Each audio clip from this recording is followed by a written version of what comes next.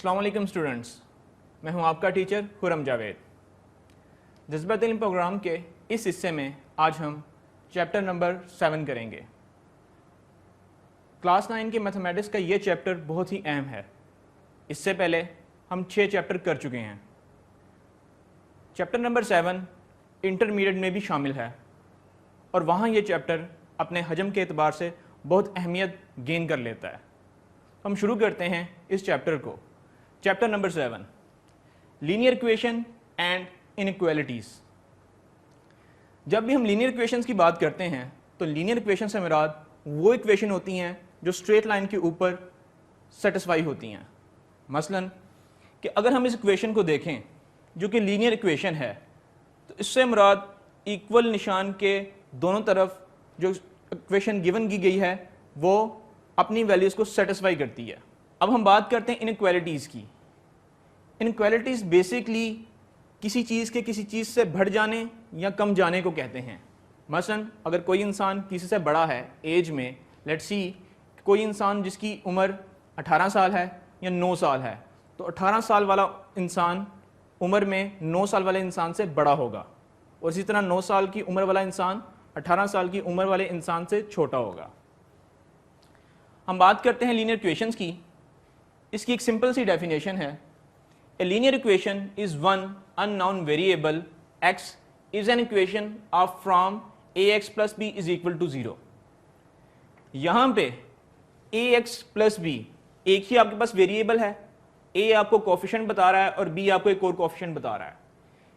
इसी इंफॉर्मेशन को उसने ट्रांसफॉर्म किया है अगली एक इक्वेशन के अंदर। इसको हम देखते हैं। 3x over 2 minus x minus 2 over 3 is equal to 25/6। हमारे पास एक लीनियर इक्वेशन है। अगर हम इस इक्वेशन को सॉल्व आउट करें किसी भी तरीके से, like a mid term break, like a factorisation, किसी भी तरीके से, तो डेफिनेटली हमारे पास कुछ ऐसी वैल्यूज आएंगी जो इस इक्वेशन को सेटिस्फाई करती होंगी। मसलन अगर हम यहाँ पे देखें तो यहाँ पे ये इक्वेशन एलसीएम लेने से ही सॉल्व आउट होगी, क्योंकि हमें पता है कि फ्रैक्शन के अंदर 2 और 3 और 6 हमें ये इन्फॉर्मेशन दे रहे हैं कि यहाँ पे कुछ एलसीएम लिया जा सकता है। हम इसको एलसीएम ले लेते हैं। अगर हम इसका एलसीएम ले लेते हैं तो हमारे पास यहाँ पे 6 आ जाएगा। अगर हमारे पास यहाँ पे 6 आ जाएगा तो 3 टाइम्स 6 तो 3x 9x माइनस 3 2 टाइम्स 6 तो 2 इंटू एक्स माइनस 2। 6 यहाँ पे मल्टीप्लाई होकर ख़त्म हो जाएगा और 25 रिमाइंडर रह जाएगा। आगे हम इसको सॉल्व करते हैं। 9x minus 2x plus 4x plus 4 is equal to 25। इसको मजीद सॉल्व करते हैं तो 7x 9x minus 2x is equal to 7x। तो 4 यहाँ पे चला जाएगा तो हमारे पास 21 आ जाएगा और 21 7 3 टाइम्स 21 तो x की वैल्यू हमारे पास 3 बच जाएगी। यानी कि एक लीनियर इक्वेशन ने हमें जो गिवन वैल्यू दे दी वो इस इक्वेशन को सेटिस्फाई करेगी अगर हम इस 3 को इस इक्वेशन में पुट करके देख लें। हम आगे चलते हैं। हमने यहाँ पे 3 की वैल्यू इस इक्वेशन में पुट की। x की वैल्यू यहाँ लगाने से 9/2 आ गया, यहाँ पुट करने से 1/3 आ गया। अगर हम 3 में से 2 माइनस कर दें 1/3 आ जाता है। यहाँ पे 25/6 ऑलरेडी ही हमारे पास गिवन था। हमने इसको मजीद सॉल्व किया। अगर हम इक्वेशन की लेफ्ट हैंड साइड और राइट हैंड साइड को देखें तो यहाँ पे कुछ डिफरेंस है, लेकिन क्योंकि अभी यहाँ पे सॉल्व होना बाकी है, हम इसको मजीद सॉल्व करते हैं। सॉल्व करने के दौरान जैसे ही हमने इसका एलसीएम लिया तो 6 आया, 2 3 टाइम्स 3 9 टाइम्स क्या बनता है 27। 3 2 टाइम्स 2 1 टाइम्स -2। अगर हम 27 में से -2 करें तो हमारे पास 25 बच जाएगा, बिल्कुल बच जाएगा और यहाँ पे आ जाता है। मतलब कि हमारे पास जो गिवन सोल्यूशन आ रहा है वो लेफ्ट हैंड साइड के ऊपर और राइट हैंड साइड के ऊपर इक्वल आ रहा है। अब इससे मुराद क्या है कि हमारे पास जो x की वैल्यू आई थी वो इस इक्वेशन को सेटिस्फाई कर रही है। x की वो वैल्यू जो हमने इस इक्वेशन को सेटिस्फाई करने के लिए इसमें पुट की वो ये हमें इंफॉर्मेशन दे रही है कि ये उसका ट्रू सोल्यूशन है। यहाँ जो गिवन हमारे पास वैल्यू थी वो ट्रू थी इस एक्सप्रेशन के लिए। Since x is equal to 3 makes the original statement true, therefore the solution is correct. अगर हमारे पास x की ये वैल्यू इस गिवन इक्वेशन को सेटिस्फाई ना करती तो फिर उसका सॉल्यूशन करेक्ट नहीं होना था, वो इनकरेक्ट होना था। लेकिन अब क्योंकि इसने ये वैल्यू यहाँ पे सेटिस्फाई कर दी है तो इसका ये सॉल्यूशन ट्रू सॉल्यूशन कहलाएगा और ये इस इक्वेशन को सेटिस्फाई कर रहा है। हम आगे बढ़ते हैं, एक और एग्जांपल करते हैं। हमारे पास रेडिकल्स की एग्जांपल हम पिछले चैप्टर नंबर 6 में रेडिकल्स पढ़ चुके हैं, चैप्टर नंबर 5 में भी पढ़ चुके हैं कि हमारे पास रेडिकल्स फॉर्म में या इरेशनल फॉर्म में कुछ ऐसे नंबर्स होते हैं हम जिनको सॉल्व आउट करना ज़रूरी होता है। हम इन्हीं के ऊपर दोबारा से कोई टेक्निक लगाते हैं, कोई मेथडोलॉजी लगाते हैं ताकि हम अपने क्वेश्चन को सॉल्व आउट कर सकें। हमने यहाँ पे लेफ्ट हैंड साइड और राइट हैंड साइड दोनों का एट अ टाइम स्क्वायर ले लिया। स्क्वायर लेने से क्या होगा, अंडर रूट और स्क्वायर आपस में कैंसिल आउट कर लेंगे, लेकिन कुछ कॉम्प्लिकेशंस भी आएंगी, देखते हैं। हमने यहाँ पे दोनों का स्क्वायर लिया तो पूरा होल स्क्वायर लेने से A square plus B square is equal to A square plus B square plus 2ab। अगर हम a प्लस बी का होल स्क्वायर ले लें तो A square plus B square plus 2ab आता है, वही फॉर्मूला इस पे यहाँ पे लगेगा। जबकि राइट हैंड साइड पे अगर हम जस्ट स्क्वायर ले लें तो उसका अंडर रूट कैंसिल आउट हो जाएगा। हम दोबारा से आते हैं अपनी लेफ्ट हैंड साइड के ऊपर। लेफ्ट हैंड साइड का हमने स्क्वायर लिया, इसका स्क्वायर और इसका square under root cancel out हो जाएंगे, हो गए। ये भी वैसे आ गया, ये भी वैसे आ गया। +2 into A B +2 into A and B multiply हो जाएंगे, सिंपल मल्टीप्लाई हो गए। अब हम इसको सिंपल सॉल्व कर लेते हैं। x और x 2x 7 + 2 9, यहाँ पे 6x है और +13 है। हम इसको सॉल्व आउट करते हैं तो हमारे पास यहाँ पे लेफ्ट हैंड साइड पे 2x + 7 और x + 2 की मल्टीप्लीकेशन से x² + 9x + 14 बच जाता है, जो कि अंडर रूट के अंदर है। बाकी सारी की सारी अमाउंट हम उठा के राइट हैंड साइड पे ले जाते हैं जो कि एक्सेप्ट अंडर रूट है। इसका बेसिकली मकसद ये है कि अगर नेक्स्ट टाइम जब हमने इसका दोबारा स्क्वायर लेना हो तो हमें हमारी कॉम्प्लिकेशन कम हो जाए और हम इजीली उसके स्क्वायर से उसको कैंसिल आउट कर सकें। हम यहाँ पे इसका दोबारा स्क्वायर लेंगे ताकि अंडर रूट कैंसिल आउट हो जाए। स्क्वेयरिंग ले लेते हैं हम दोबारा। जब हम स्क्वेयरिंग ले लेते हैं तो x² + 9x + 14 आ जाता है, जो कि इस अंडर रूट को कैंसिल कर रहा है यहाँ पे। जबकि हम दूसरी तरफ अगर स्क्वायर लेते हैं तो 4x² + 4 + 2 इंटू 2x + 2 8x यहाँ पे आ जाता है, आ गया। अब हम क्या करेंगे, हम इसको सिंप्लीफाई करेंगे यहाँ पे फॉर द सेक कि हमारे पास x की कोई वैल्यू आए। जब हम इसको सॉल्व आउट करते हैं यहाँ पे तो हमारे पास दोबारा से एक गिवन पोलिनोमियल आ जाती है। हम इसको यहाँ पे सॉल्व करते हैं बाय फैक्टराइजेशन। फैक्टराइजेशन का वही कॉन्सेप्ट जो हम चैप्टर नंबर 5 से स्टडी करके आ रहे हैं कि अगर हमने मिड टर्म ब्रेक करनी है तो हमने वेरिएबल के कोफिशिएंट और कांस्टेंट को आपस में मल्टीप्लाई करना होगा और जो मिड टर्म ब्रेक करेंगे उसकी मल्टीप्लिकेशन इनके इक्वल होगी और उनकी एडिशन मिड टर्म के इक्वल होगी। हम इसकी मिड टर्म ब्रेक करते हैं। 3x² - 6x + 5x यानी कि -x के इक्वल बन रहा है। -10 ऑलरेडी हमारे पास गिवन था, हमने यहाँ पे कॉमन निकाला, कॉमन किया तो हमारे पास 6x कॉमन आ जाता है, x - 2 अंदर बच जाता है। इसी तरीके से 5 कॉमन आ जाता है, x - 2 फिर यहाँ बच जाता है। तो इससे मुराद के हमारे पास x - 2 दोनों तरफ कॉमन आ रहा है। जब x - 2 दोनों तरफ कॉमन आ रहा है तो x - 2 हमने कॉमन ले लिया और 3x + 5 हमने कॉमन ले लिया। अब यहाँ से हमारे पास क्योंकि ये given polynomial is equate to 0 है तो x की वैल्यू 2 हमारे पास वैल्यू निकल आएंगी। दोबारा से इन क्वेश्चन को रिव्यू कर लेते हैं कि हमारे पास गिवन रेडिकल्स फॉर्म में एक क्वेश्चन था जिसका हमने एक बार स्क्वायर लिया तो उसके लेफ्ट हैंड साइड पे अंडर रूट खत्म हो गया, लेकिन जब a + b के फॉर्मूले के मुताबिक जब हम उसका होल स्क्वायर ले लेते हैं तो 2 इंटू ab दोबारा से ये आ जाता है। जब ये दोबारा से आ जाता है तो इसको सॉल्व करने के दरमियान हमारे पास लेफ्ट हैंड साइड पे दोबारा से अंडर रूट बन जाता है। इसको और इसको मल्टीप्लाई करने से हमारे पास यहाँ पे दोबारा सिंप्लीफिकेशन आ जाती है। हम दोबारा इसका स्क्वायर ले लेते हैं। जब हम इसका दोबारा स्क्वायर लेते हैं तो यहाँ पे हमारे पास ये सिंप्लीफाई होके हमारे पास गिवन पॉलिनोमियल बन जाती है जो कि हाई ऑर्डर से लोअर ऑर्डर की तरफ जा रही है। हम इसको दोबारा से मिड टर्म ब्रेक करके x की वैल्यूज ले लेते हैं। अब हमने चेक करना है कि जो x की गिवन वैल्यू है क्या ये ट्रू है या नहीं, करेक्ट है या नहीं। ये तभी पता चलेगा जब हम गिवन वैल्यू को इस इक्वेशन में डाल के अपनी इक्वेशन को सेटिस्फाई करेंगे। हमारे पास x की दो वैल्यूज हैं, हम इस दो वैल्यूज को इस इक्वेशन में डालते हैं, हमें पता चलता है कि जो x की वैल्यू 2 थी वो इस इक्वेशन को सेटिस्फाई कर रही है, मतलब उसकी लेफ्ट हैंड साइड और उसकी राइट हैंड साइड सेम आ रही है। लेकिन x इज इक्वल टू -5/3 इस इक्वेशन को सेटिस्फाई नहीं कर रही और वो इसके सोल्यूशन के अंदर नहीं आती, इसलिए जो एक वैल्यू जो इस इक्वेशन को सेटिस्फाई कर रही है हम उसी को इसके सोल्यूशन सेट कहेंगे। जबकि x इज इक्वल टू -5/3 इसका एक एक्सट्रीनियस रूट होगा, मतलब वो इसका सोल्यूशन तो है लेकिन ट्रू सोल्यूशन नहीं है। किसी हद तक वो उसके रूट्स तो आए हैं लेकिन ट्रू नहीं आए या ट्रू सोल्यूशन नहीं कहला रहे, क्योंकि वो इस इक्वेशन की वैल्यूज को सेटिस्फाई नहीं कर रहे। हम अपने कॉन्सेप्ट्स को आगे बढ़ाते हैं। Equation involving absolute value.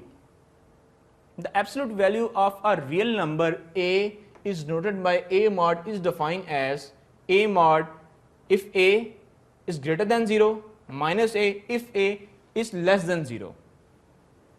मतलब ये है कि अगर हमने a या कोई ऐसी वैल्यू ली जिसके इर्द गिर्द मॉड लगा हुआ है और जब हमने उसका मॉड हटाया तो हमारे पास दो वैल्यूज निकल के आएंगी।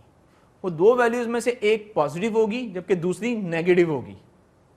अगर वो नेगेटिव है तो इससे मुराद है कि वो 0 से लेस थी, और अगर वो पॉजिटिव है तो इससे मुराद है कि वो 0 से बड़ी थी। इसको हम आगे लेके चलते हैं। एग्जाम्पल आ गई हमारे पास। लेट्स सी कि हमारे पास एक क्वेश्चन है 2x + 3 जिसके इर्द गिर्द मॉड लगा हुआ है और वो इक्वल है 11 के।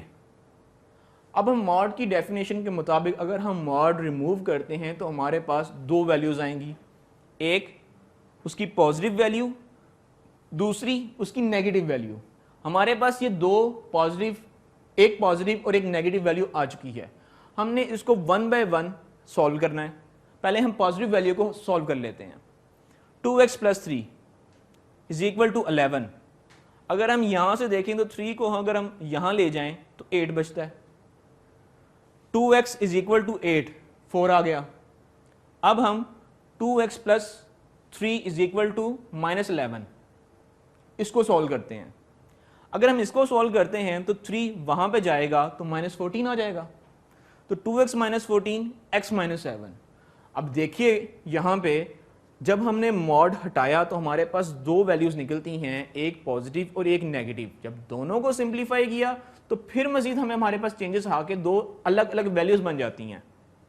मतलब मॉड ये है कि वो दो आपको अलग वैल्यूज गिवन कर देता है एट द सेम टाइम। आगे बढ़ाते हैं अपने क्वेश्चन को। हमारे पास जो दो वैल्यूज आई थी, एक x इज इक्वल टू 4 और दूसरी x इज इक्वल टू -7। हमने 1 बाय 1 इसको इक्वेशन में पुट किया। जब हमने इक्वेशन में पुट किया तो हमें पता चला कि अगर वैल्यू हम 4 पुट कर देते हैं यहाँ पे तो हमारे पास 2 × 4 + 3 is equal to 11। 11 is equal to 11, ये हमारे पास उसका ट्रू सोल्यूशन बन रहा है। अब हम दूसरी वैल्यूज को पुट करके देखते हैं। x इज इक्वल टू -7 इन इक्वेशन में हमने इसको पुट किया तो क्योंकि ये वैल्यू हमारे पास मॉड के अंदर थी, हम इसका जब मॉड रिमूव करेंगे तो उसकी नेगेटिव वैल्यू पॉजिटिव में कन्वर्ट हो जाएगी। क्योंकि ऊपर की भी जो पॉजिटिव वैल्यू थी वो पॉजिटिव रही, यहाँ पे भी जो वैल्यू थी वो पॉजिटिव रही। मतलब मॉड हटाने से यही मुराद है ना, एक वैल्यू आपकी पॉजिटिव और एक वैल्यू आपकी नेगेटिव, एक वैल्यू पॉजिटिव और एक नेगेटिव। हमने यहाँ पे इसकी दोबारा से जब हमने इसका मॉड रिमूव किया तो 11 इज इक्वल टू 11। मतलब कि जो गिवन दोनों वैल्यूज थी जब हमने इनको इक्वेशन में पुट किया तो हमारे पास दोनों ही ट्रू सोल्यूशन आ रहे हैं। तो इससे मुराद ये है कि जो गिवन रूट्स थे वो इस इक्वेशन का सोल्यूशन है या सोल्यूशन सेट है। आगे बढ़ते हैं, हम एक और एग्जांपल करते हैं। इस एग्जांपल में दोनों तरफ मॉड गिवन है। 8x - 3 is equal to 4x + 5। दोनों तरफ मॉड गिवन है। दो अलग अलग क्वेश्चंस बन जाएंगे, एक ही क्वेश्चन के दो पार्ट। ये ऐसे ही है जैसे कि हमने LCM और HCF के क्वेश्चंस किए थे, तो एक ही क्वेश्चन के 3 पोर्शन थे। वहाँ पे हमें गिवन इंफॉर्मेशन मिल रही थी कि LCM इस तरीके से करेंगे तो HCF इस तरीके से करेंगे। खैर, इस क्वेश्चन को हमने यहाँ पे किया 8x - 3 = 4x + 5, और जबकि दूसरा जो इसका पार्ट है वो 8x - 3 = -4x + 5, मतलब एक मॉड हटाने से एक पॉजिटिव वैल्यू और एक नेगेटिव वैल्यू। सॉल्व करते हैं। 8x - 4x, 4x -3 + 5, -3 उधर जाके +3 हो जाएगा, +5 में ऐड होगा तो 8 बन जाएगा। 4 / 8 2 टाइम्स, x = 2। यहाँ पे ये पार्ट इसका एंड हो जाता है। अगला पार्ट देखिए, 8x - 3 = -4x + 5, माइनस का साइन बाहर है, मतलब कि जो आपकी मॉड वाली वैल्यू थी माइनस का साइन उससे अवे है। इसको हम सॉल्व करते हैं। -4x + 5 है तो -5 हो जाएगा, मतलब कि -4x - 5। -4x यहां से उठा के वहां पे हम इसको ले जाते हैं तो ये 8x + 4x बन जाता है, जो कि 12x बन जाता है। इसके बाद ये -3 है, यहाँ पे -5 है। हम इस -3 को उठा के अगर राइट हैंड साइड पे लेके आते हैं तो -3 + 3 बन जाता है। -5 + 3 -2 सब्ट्रैक्ट होगा, आ जाता है। x = -1/6। दोबारा से हमारे पास 2 रूट्स आ रहे हैं, एक x = 2, दूसरा x = -1/6। हम इसको चेक करते हैं कि ये इसके ट्रू सोल्यूशन है या नहीं। आगे बढ़ते हैं। जब हमने दोनों ही सोल्यूशन या दोनों ही रूट्स इस इक्वेशन में पुट किए, ये चेक करने के लिए जो ओरिजिनल इक्वेशन है ये इसको सेटिस्फाई करते हैं या नहीं, तो हमें पता चला कि ये दोनों इस ओरिजिनल इक्वेशन को सेटिस्फाई करते हैं। इससे फिर यही बात साबित हुई कि हमारे पास जो भी रूट्स गिवन हैं इन क्वेश्चन के अंदर, लीनियर इक्वेशन के क्वेश्चन के अंदर, हमने वो पुट करने हैं। जब हम उन्हें पुट करेंगे तो हमारे पास ये पता चल जाएगा कि ये इसके सॉल्यूशन सेट है या नहीं है। उससे पहले वो सिंपल रूट्स होंगे, लेकिन जब रूट्स निकल जाएंगे, इक्वेशन में डाले जाएंगे, तो उसके बाद अगर वो इक्वेशन की वैल्यूज को सेटिस्फाई कर रहे हैं तो तभी वो उसके सॉल्यूशन सेट बनेंगे। हम इस चैप्टर के कॉन्सेप्ट्स को आगे बढ़ाते हैं, इनइक्वालिटीज को स्टडी करते हैं। आम जबान में लफ्ज इक्वल और अनइक्वल या इनइक्वल से मुराद बराबरी और गैर बराबरी का तस्वर पाया जाता है। मतलब अगर कोई चीज़ आपस में बराबर है तो वो इक्वल है, और अगर बराबर नहीं है तो इनइक्वल है। मैथ के अंदर भी यही काम है। अगर हमारे पास 3 है और एक तरफ 5 है तो वो आपस में अनइक्वल हैं। 4 इक्वल हैं, 5 इक्वल हैं, 3 इक्वल हैं, लेकिन 3 5 से छोटा है, 5 3 से बड़ा है, 5 7 से छोटा है, 7 5 से बड़ा है। मतलब ये दो अलग अलग स्टेटमेंट्स हैं कि एक चीज़ किसी से बड़ी है और एक चीज़ किसी से छोटी है। मतलब गिनती के अदाद जितने भी हैं 1 से लेकर 100 तक, 100 से 200 तक, हर एक अदद के बाद आप बढ़ते चले जाते हैं, बढ़ते चले जाते हैं, और पिछली चीज़ कम होती चली जाती है। इसी तरीके से अनइक्वालिटी का ये कॉन्सेप्ट है कि हमारे पास अगर गिवन इक्वेशन के अंदर कुछ फिगर्स या कुछ डाटा अगर अवेलेबल है तो वो इक्वल फॉर्म में नहीं है, इस वक्त वो अनइक्वल फॉर्म में है। वो यहाँ तो उससे बड़ी है तो यहाँ उससे छोटी है। अब इसको पढ़ने का भी तरीका ज़रा सीख लीजिए। ये हाफ एरो जिसके अंदर लाइन नहीं है, एक जस्ट हेड बना हुआ है, जिस तरफ इसका मुंह ओपन होगा वो चीज़ पिछली चीज़ से बड़ी होगी, और जिस तरफ इसका मुंह बंद होगा वो चीज़ पिछली चीज़ से छोटी होगी। मसलन के -2 is less than 1 - 2x/3 and -1/2x/3 is less than 1। या दूसरे अल्फाज में 1 - 2x/3 is greater than -2 and 1 is greater than 1 - 2x+3। मतलब मुंह जिस तरफ ओपन है वो वाली चीज़ पिछली से बड़ी है, और जिस तरफ क्लोज है वो चीज़ अगली से छोटी है। दोनों ही इंफॉर्मेशन आपको मिल जाएंगी इसके अंदर से। एग्जाम्पल हम करते हैं। The given inequality is a double inequality and represents 2 separate inequalities. In question के अंदर हमारे पास एक ही इक्वेशन के अंदर दो इंफॉर्मेशन मिल रही हैं।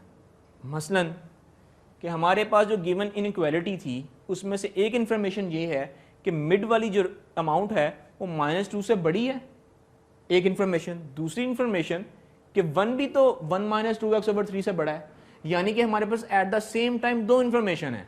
हमने क्वेश्चन के दो पार्ट्स कर लेने हैं यहाँ पे। क्वेश्चन के एक पार्ट में -2 इज लेस देन 1 - 2x/3, जबकि दूसरे पार्ट में 1 - 2x/3 इज लेस देन 1। अब इनको हमने साइमल्टेनियसली सॉल्व करना है, देखते हैं।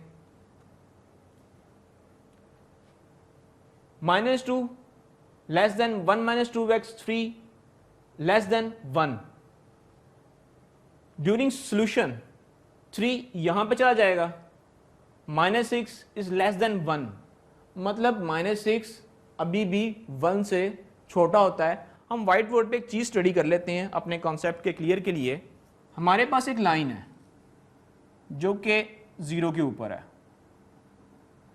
अगर हम इस लाइन के राइट हैंड साइड पे चले जाते जाएं तो पॉजिटिव इंटीजर्स आते जाएंगे, जैसे कि 1 2 3 4 5 6 7, और ये सब पॉजिटिव हैं।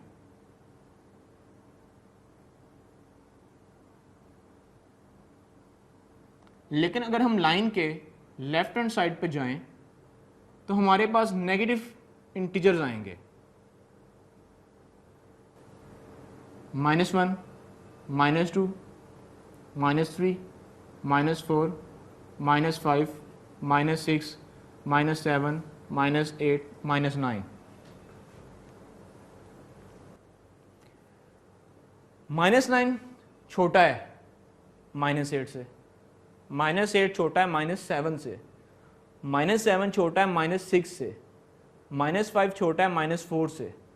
मतलब कि 1 बाय 1 हम जैसे ही लेफ्ट हैंड साइड से राइट हैंड साइड को मूव कर रहे हैं, चूंकि हमारे पास डिजिट्स बड़े हैं, लेकिन जो नेगेटिव साइन है वो मजीद डिजिट जितना बड़ा होगा, नेगेटिव साइन लगने से वो डिजिट उतना ही छोटा हो जाएगा। ये छोटा है, ये उससे बड़ा है, ये उससे बड़ा है, ये उससे बड़ा है, ये उससे बड़ा है, ये उससे कंटिन्यूसली बढ़ते चले जाएंगे। अब देखें यहाँ 0 से पहुंच के 0 इस वक्त -1 से बड़ा होगा, है तो ये नेगेटिव, लेकिन 0 न्यूट्रल पॉइंट है आपका, जहाँ पे नेगेटिव से आप न्यूट्रल पे आ गए हैं, लेकिन फिर भी 0 -1 से बड़ा है। अब हम 0 से अगर आगे चले जाएं तो +1 0 से बड़ा होगा, +2 1 से बड़ा होगा, +3 2 से बड़ा होगा, +4 3 से बड़ा होगा, +5 4 से बड़ा होगा, +6 5 से बड़ा होगा, और +7 6 से बड़ा होगा। ठीक इसी तरीके से अगर हम क्वेश्चन को देखें तो -6 1 से बड़ा होगा, जबकि क्योंकि हमारी इक्वेशन -1 - 2x थी, ये बड़ी की बड़ी ही रहेगी। इसकी वजह यह है कि अभी हमें नहीं पता कि वेरिएबल की हमारे पास क्या वैल्यू गिवन होगी। यहाँ पे हम इसको सॉल्व करते हैं मजीद। -6 1 - 2x × 3, हमने ये 1 को यहाँ पे भी रिमूव कर दिया और यहाँ पे भी रिमूव कर दिया साइमल्टेनियसली। 1 को यहाँ भी किया तो -6 -1 -7 आ गया। 1 को अगर हमने यहाँ ट्रांसफर किया तो 3 × -1 2 आ गया। अब इस गिवन इक्वेशन में से हमारे पास दो वैल्यूज x के इक्वेट होके निकलती हैं। इसको हम स्टडी कर लेते हैं। ये -7 इज लेस देन -2x और -2x is less than 2x। ये दो इंफॉर्मेशन है हमारे पास। यहाँ पे हम इसको स्प्लिट कर लेते हैं। यहाँ पे -7/2 इज इक्वल टू x। कैसे? -2 इसके नीचे गया, ठीक है, इसने माइनस माइनस कैंसिल कर दिया। जैसे इसने माइनस को माइनस से कैंसिल कर दिया तो वो वैल्यूज पॉजिटिव होगी और डेफिनेटली वो वैल्यू 0 1 2 3 कुछ भी होगी, लेकिन होगी तो पॉजिटिव। जब वैल्यू आपकी पॉजिटिव है तो वो डेफिनेटली x से बड़ी हो जाएगी, ठीक है। इसके बाद हमारे पास यही माइनस साइन यहाँ पे है, ये ट्रांसफार्मर होके यहाँ चला जाता है। जब ये यहाँ गया तो जिस तरीके से इसकी नेगेटिव वैल्यू खत्म हो जाने से ये पॉजिटिव हुआ, तो इसकी वैल्यू बढ़ गई। इसी तरीके से इसकी वैल्यू नेगेटिव हो जाने से x बड़ा हो गया। मतलब एट द सेम टाइम हमारे पास दोनों के दोनों पैरामीटर चेंज हो गए, जो बड़ा था वो छोटा हो गया और जो छोटा था वो बड़ा हो गया। कैसे? सिर्फ एक माइनस और पॉजिटिव का साइन रिवर्स होने से। अब हमारे पास एक सॉल्यूशन सेट आ जाता है। 2 को अगर 7 से डिवाइड कर दें तो 3.5 आता है। 2 को अगर 7 से डिवाइड करें तो 3.5 आता है। अंडरस्टूड सी बात है। हमने इसकी अरेंजमेंट चेंज कर लेनी है, क्योंकि हम अपने लाइन के ऊपर भी नेगेटिव से पॉजिटिव की तरफ जाते हैं। हम जैसे नेगेटिव से पॉजिटिव की तरफ जा रहे हैं तो हम एक स्टेटमेंट दे देते हैं कि x is the solution of -1 to 3.5। मतलब कि x है वो सोल्यूशन है -1 से लेकर 3.5 तक के डिजिट्स का। मतलब अगर हम उस पर देखें तो x यहां से ले जाकर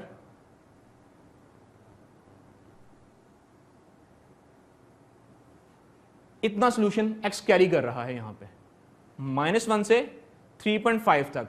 लेट्स सी कि हमारे पास ये एक 3.5 एक एग्जाम्पलरी रूलर है, तो यहां तक सॉल्यूशन वो कैरी कर जाता है इस क्वेश्चन के अंदर। अभी तक हमने इस चैप्टर के अंदर जितने भी क्वेश्चन स्टडी किए, लीनियर इक्वेशन या अनइक्वालिटी, दोनों के दोनों डिफरेंट कॉन्सेप्ट्स हैं। मतलब एक के अंदर आप लीनियर इक्वेशन जो कि सेम स्ट्रेट लाइंस के ऊपर हैं, आप उनको स्टडी कर रहे हैं। यानी कि लीनियर इक्वेशन थी आपके पास, आपने उसमें कोई वैल्यू डाल दी और कोई वैल्यू डालने से, उसे सॉल्व करने से आपके पास वो निकल आती है। उसके रूट्स को आपने उसी इक्वेशन की वैल्यूज़ के अंदर पुट किया तो आपको पता ये चलता है कि वह सॉल्यूशन सेट है उसका है या नहीं है। अगर तो वो उस इक्वेशन की वैल्यूज़ को सेटिस्फाई करेगा तो वो उसका ट्रू सॉल्यूशन है और सॉल्यूशन सेट कराएगा। अगर वो सेटिस्फाई नहीं करता तो वो उसके एक्सट्रेनियस रूट्स बन जाएंगे। फिर हम बात कर लेते हैं इनइक्वालिटीज़ की। जब हम इनइक्वालिटीज़ की बात करते हैं तो हमारे पास कोई चीज़ किसी से बड़ी होकर आएगी या कम होकर आएगी। दोनों ही सूरतों में for the sake of our question simplification, अपने क्वेश्चन को सिंप्लीफाई करने के लिए हम उसको सॉल्व आउट करते हैं। लेकिन सॉल्व आउट करते वक्त आपको इस बात का खासा ध्यान रखना होगा कि जो ही आपका साइन पॉजिटिव से नेगेटिव की तरफ जा रहा है या नेगेटिव से पॉजिटिव की तरफ जा रहा है, और अगर वेरिएबल है तो आप वेरिएबल को एक न्यूट्रल स्टेट कंसीडर कीजिए। दोनों साइन पॉजिटिव या नेगेटिव हो जाने से आप उनको प्लस या नेगेटिव, इंक्रीज या डिक्रीज, या बिगर या स्मॉलर डिजिट में स्टडी कर सकते हैं। इंटरमीडिएट के मैथ के अंदर इन कॉन्सेप्ट्स के अलावा एक और कॉन्सेप्ट है मैक्सिमा या मिनिमा का, इंक्रीजिंग वैल्यू या डिक्रीजिंग वैल्यू। यहाँ पे इन कॉन्सेप्ट को बेस बना के वही अगले कॉन्सेप्ट स्टडी किए गए हैं, लेकिन हायर क्लासेस के अंदर, यहाँ पे नहीं। अगर हम उन कॉन्सेप्ट्स की बात करें तो बेसिकली वो भी यहीं से इंक्रीजिंग और डिक्रीजिंग का सवाल पैदा करते हैं। जैसे कि कोई एक चीज़ बढ़ रही है या एक चीज़ कम हो रही है। जैसे कि सम टाइम अगर आपने क्रिकेट के मैच में देखा हो तो आपका रन रेट वो कंपेयर किया जाता है। वो रन रेट आपकी बॉलिंग के साथ कंपेयर किया जाता है कि आपके पास कितने बॉल्स हैं और कितने रन रह गए हैं। विद सम टाइम आपका रन रेट इतना था, विद सम टाइम आपका रन रेट इतना हो गया। मतलब ये एक प्रैक्टिकल एप्लीकेशन है जो हमारी डेली लाइफ में देखने को आती है कि हमारे पास जो इनइक्वालिटीज़ के कॉन्सेप्ट्स हैं ये कहाँ पे अप्लाई हो रहे हैं। इन कॉन्सेप्ट्स की एप्लीकेशंस यहाँ पे भी है, अगली हायर क्लासेस में भी है, और डेफिनेटली ये तभी आपको क्लियर होगा जब आप इस पॉइंट को समझेंगे ड्यूरिंग सॉल्यूशन के ऊपर कि अगर गिवन क्वेश्चन है वो किस तरीके से हल होगा, कहाँ पे पॉजिटिव नेगेटिव में कन्वर्ट होगा, कहाँ से नेगेटिव पॉजिटिव में कन्वर्ट होगा। आज के इस लेक्चर्स में हमने काफ़ी इंफॉर्मेटिव बातें सीखी, जिस तरह के हमने अपने प्रीवियस लेक्चर में सीखी। हम उम्मीद कर सकते हैं कि इस लेक्चर से आप फ़ायदा उठाएंगे और क्वेश्चंस को करेंगे। क्वेश्चंस तभी हल होंगे इसके जब आप इनकी सिंप्लीफिकेशन करेंगे। लेकिन अमूमन स्टूडेंट्स सिंप्लीफिकेशन करने के दौरान इसमें कंफ्यूज हो जाते हैं कि नेगेटिव और पॉजिटिव का कॉन्सेप्ट क्या है। लेकिन क्वेश्चन तमाम ऐसे ही हल होने हैं। मैं उम्मीद कर सकता हूं कि आपने इस मेरे लेक्चर से काफ़ी फ़ायदा उठाया होगा। मैं नेक्स्ट टाइम अगले चैप्टर के साथ हाज़िर होऊंगा। तब तक मुझे इजाज़त चाहिए। आपका टीचर खुरम जावेद। अल्लाह हाफिज़।